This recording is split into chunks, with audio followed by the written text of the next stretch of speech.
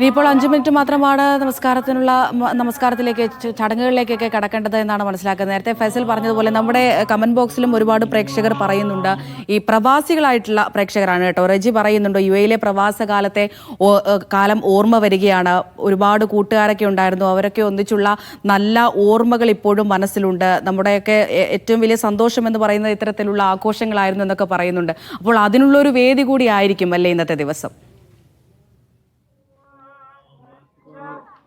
തീർച്ചയായും അമൃത, ശരിക്കും ഞാൻ 3 വർഷത്തിലേറെയായി ഇപ്പോൾ പ്രവാസ ലോകത്തുണ്ട്. പ്രവാസ ലോകത്തിന്റെ ഒരു പെരുന്നാളിന് ഒരല്പം പൊലിവ് കൂടുതലാണ് എന്ന് തന്നെ പറയേണ്ടി വരും. കാരണം വർഷം മുഴുവൻ ജോലിയിലും മറ്റ് തിരക്കുകളിലും എല്ലാം ആയിരിക്കുന്ന പ്രവാസികൾ പെരുന്നാൾ ദിവസം അതെല്ലാം പൂർണ്ണമായി മാറ്റിവെച്ച് ആഘോഷങ്ങളിലേക്കും അതോടൊപ്പം തന്നെ സുഹൃത്തുക്കളെ കാണുന്നതിനും കുടുംബ വീടുകളിൽ, നമുക്കറിയാം ഖത്തറിനെ സംബന്ധിച്ചിടത്തോളം നിരവധി മലയാളി കുടുംബങ്ങളാണ് ഇവിടെ താമസിക്കുന്നത്.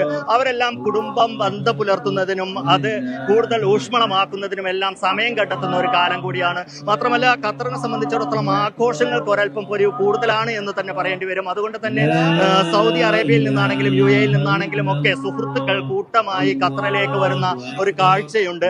ആ വെടിക്കെട്ട് കാണാനും അതോടൊപ്പം തന്നെ വിവിധ കേന്ദ്രങ്ങളിലുള്ള ആഘോഷ പരിപാടികൾ കാണുന്നതിനുമെല്ലാം നമുക്ക് അടുത്ത ദിവസം തന്നെ മാൾ ഓഫ് ഖത്തറിൽ സാംബ കാർണിവൽ എല്ലാം നടക്കുന്നുണ്ട്. അത്തരത്തിലുള്ള വർണ്ണാഭമായ കലാപരിപാടികളും എല്ലാം ആസ്വദിക്കുന്നതിന് വിവിധ GCC രാജ്യങ്ങളിൽ നിന്നടക്കം സുഹൃത്തുക്കൾ എല്ലാം കൊണ്ടുവരികയും ആഘോഷങ്ങളിൽ പങ്കുചേർക്കുന്ന ഒരു കാഴ്ചയുണ്ട്.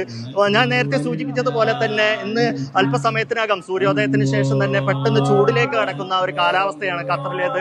നേരത്തെ ചെറിയ പെരുന്നാൾ സമയത്ത് നമ്മൾ റിപ്പോർട്ട് ചെയ്തിരുന്നു, പെരുന്നാൾ നമസ്കാരാനന്തരം തന്നെ വിവിധ ആഘോഷ പരിപാടികളിലേക്കും മറ്റു കുട്ടികൾക്കായും കുടുംബങ്ങൾക്ക് വേണ്ടിയുമുള്ള വിവിധ മത്സരങ്ങളും എല്ലാം സംഘടിപ്പിക്കുന്ന കാഴ്ചകൾ ഉണ്ടായിരുന്നു. പക്ഷെ ബലിപെരുന്നാൾ ആകുമ്പോഴേക്ക് നമുക്കറിയാം ജൂൺ ഏറ്റവും ചൂടുള്ള ഒരു കാലഘട്ടമാണ്.